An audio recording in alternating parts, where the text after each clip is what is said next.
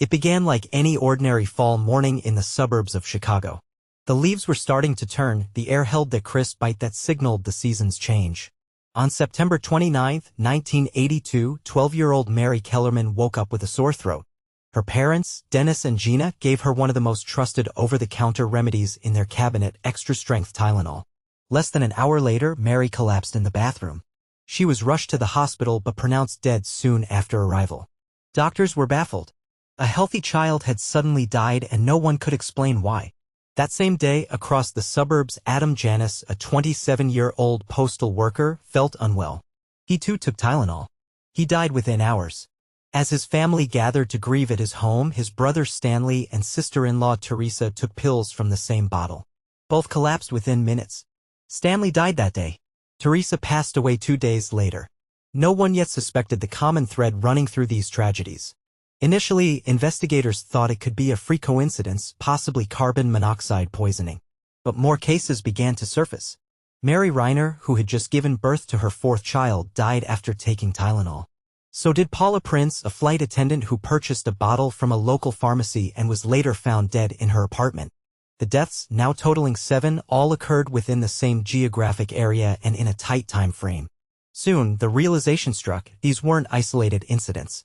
Someone had laced Tylenol capsules with potassium cyanide, a deadly poison that acts swiftly and leaves little chance of survival. The capsules had been placed back on store shelves, setting a trap for unsuspecting customers. Panic spread quickly. People across the country, not just in Chicago, stopped taking Tylenol. Pharmacies pulled it from shelves. News stations broadcast urgent warnings. Johnson & Johnson, the manufacturer of Tylenol, faced an unimaginable crisis. Their flagship product was suddenly linked to death. Their first move was decisive. They issued an immediate recall of 31 million bottles of Tylenol, costing the company more than $100 million. It was unprecedented. No company had ever taken such swift, transparent action on such a scale. But it wasn't just about brand survival. Lives were at stake and public trust had been shattered. Police, the FBI, and the FDA launched an intense investigation. Bottles were tested, store records combed, and security footage reviewed. Yet, even as the public demanded answers, the killer remained a mystery. A man named James William Lewis wrote a letter to Johnson & Johnson claiming responsibility and demanding a ransom of $1 million to stop the killings.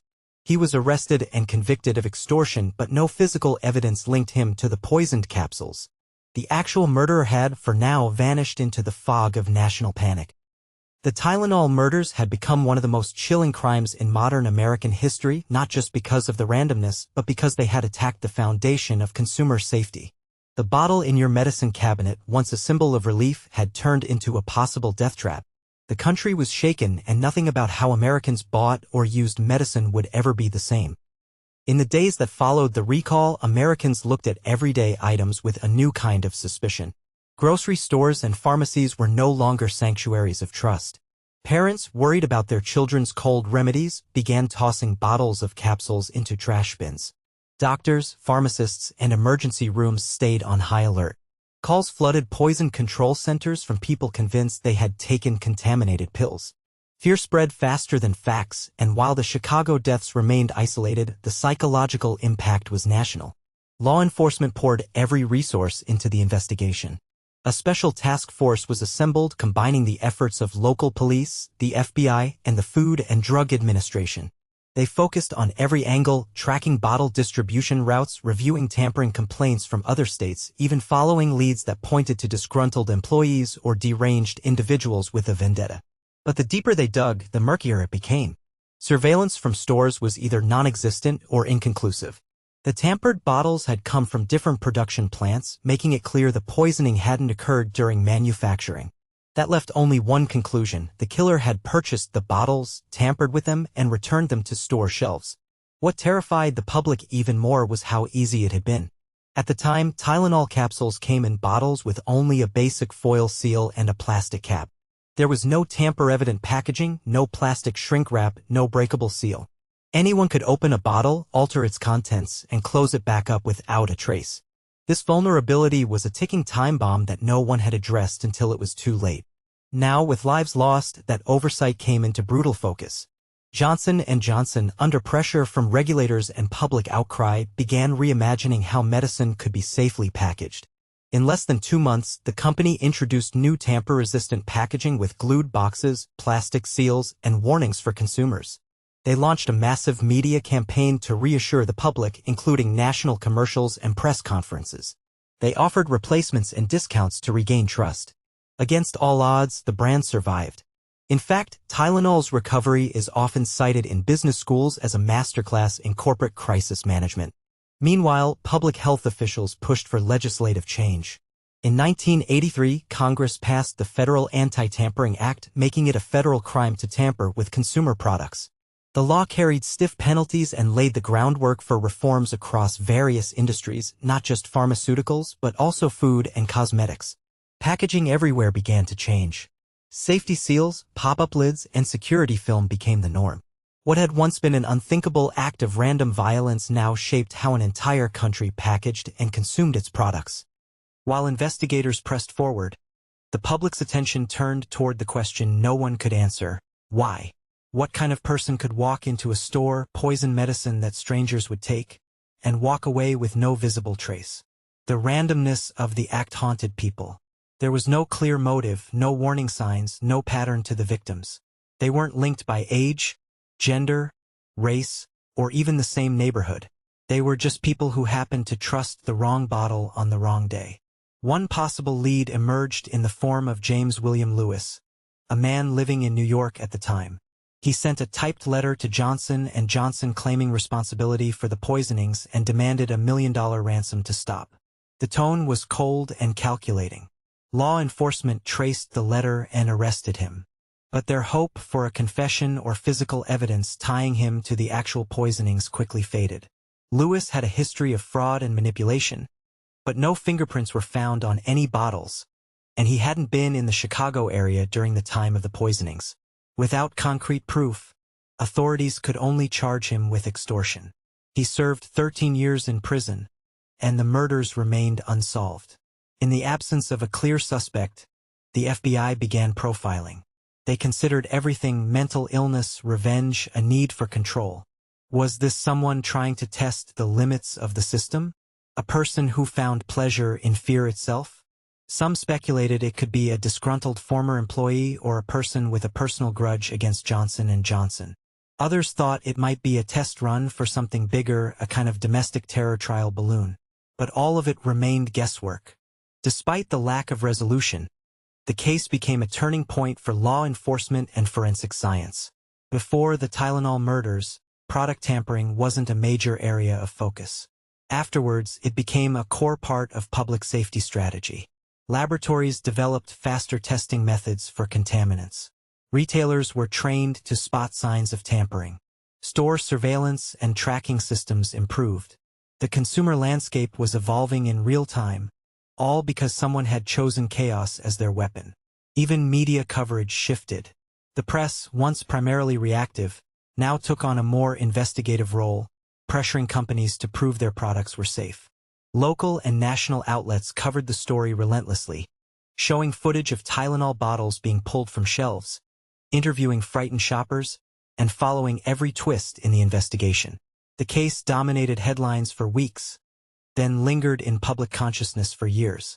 It wasn't just a news story. It was a cultural fracture point. For many Americans, something small had broken inside their sense of trust.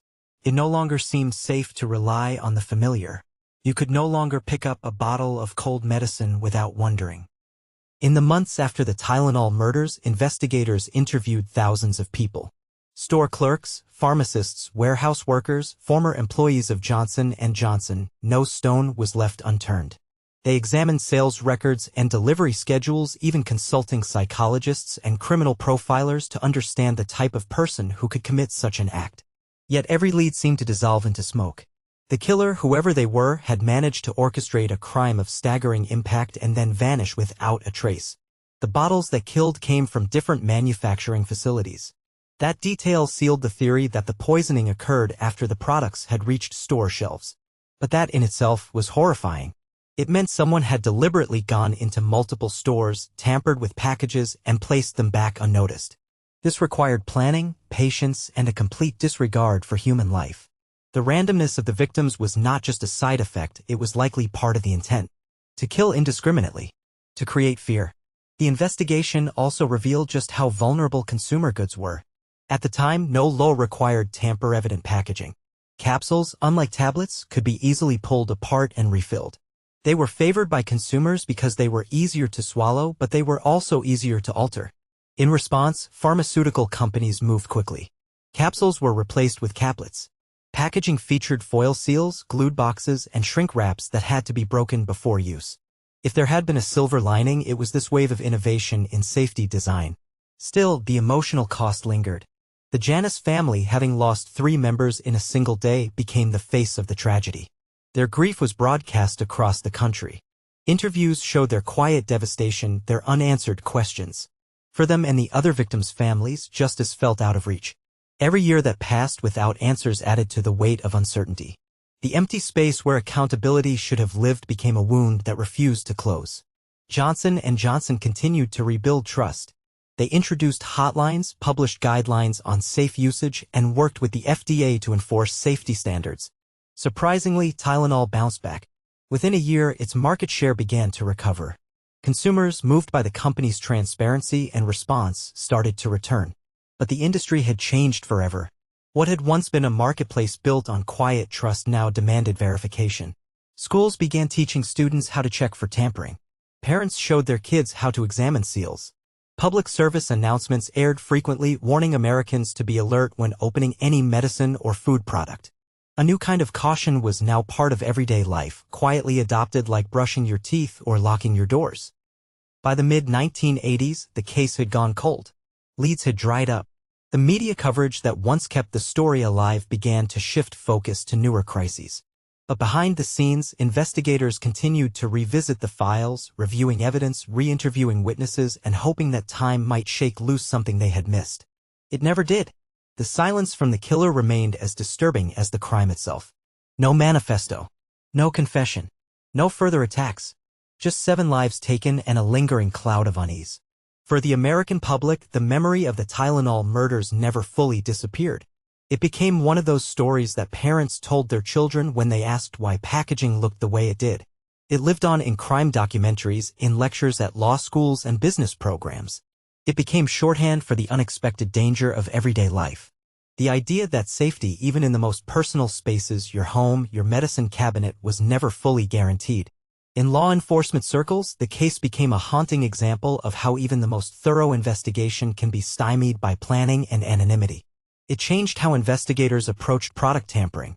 Teams developed better tracking systems, digital inventories, and more integrated communications between manufacturers and authorities. Surveillance became more widespread in retail stores. The coordination between federal and local agencies improved. But still, no one could explain how someone could commit such a crime and leave behind so little. James William Lewis remained the closest thing to a suspect.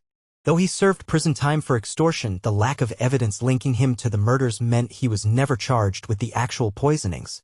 Over the years, he continued to protest his innocence even as his name remained forever tied to the case. When he died in 2023, any lingering hope that he might one day confess vanished with him. Investigators who had spent decades with this case felt the finality of it. The door was closing. Yet for some, the open-ended nature of the case kept it alive in the cultural imagination. Conspiracy theories sprang up, some more outlandish than others. Some believed it was a corporate sabotage effort. Others thought it was a rogue chemist or someone testing a homemade bioweapon. There were even whispers of copycats that had been stopped before they could act, but none of these theories ever gained real traction.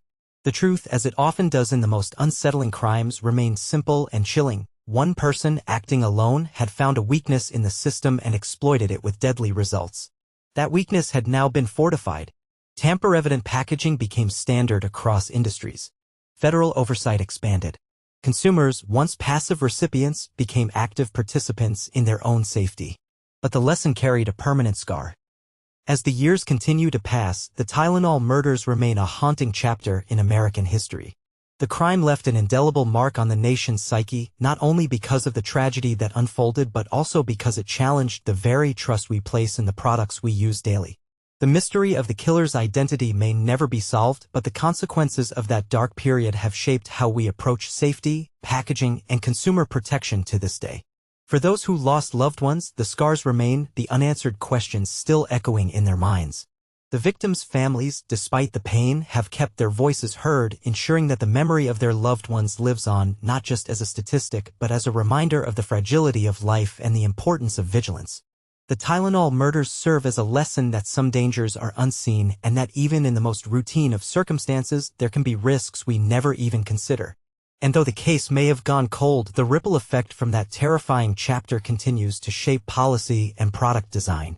The lessons learned, the changes made, and the precautions taken are reminders of how a single, unimaginable act of violence can change the fabric of society forever.